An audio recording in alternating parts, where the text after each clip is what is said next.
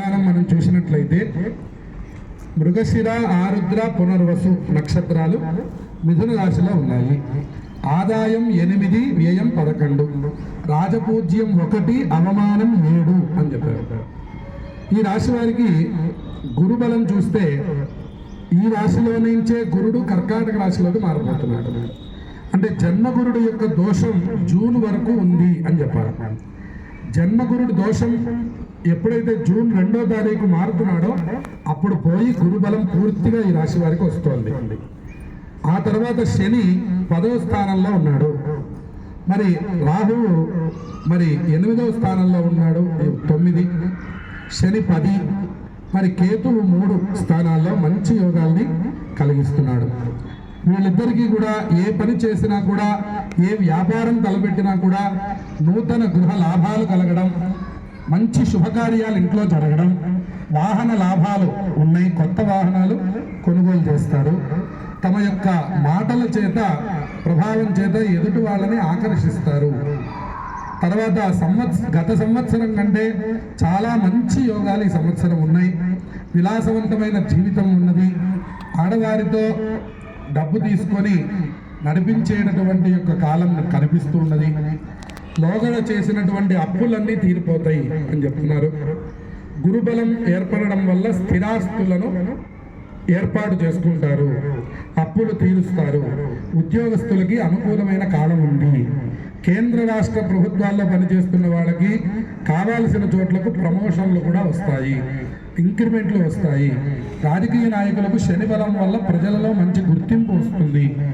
ఏదో ఒక నామినేటెడ్ పదవిలో వీళ్ళు విజయాన్ని కూడా సాధిస్తారు అని చెప్పవచ్చు.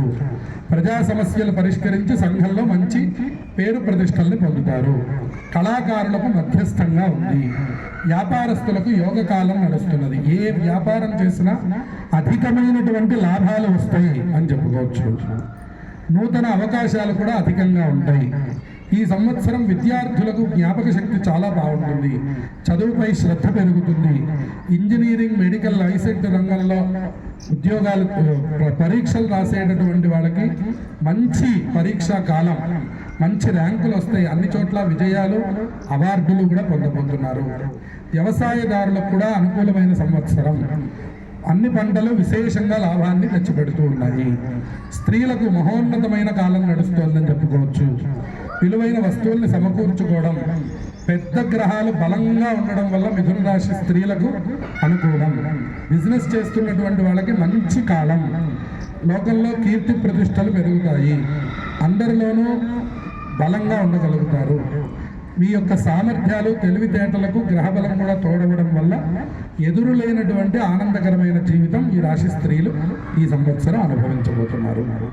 మొత్తం మీద గ్రహాలన్నీ అనుకూలంగా ఉన్నప్పటికీ మధ్యలో మనం చూసినప్పుడు కొద్దిగా రాహు దోషం, శని దోషం ఏర్పడుతోంది.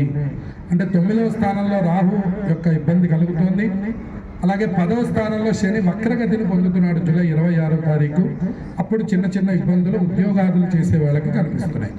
దానికోసం మీరు మంగళ, శనివారాలు ఆంజనేయ స్వామి వారికి 11 సార్లు ప్రదక్షిణం చేసి ఆకు పూజ చేయించుకుంటే ఈ సమస్య తీరిపోతుంది.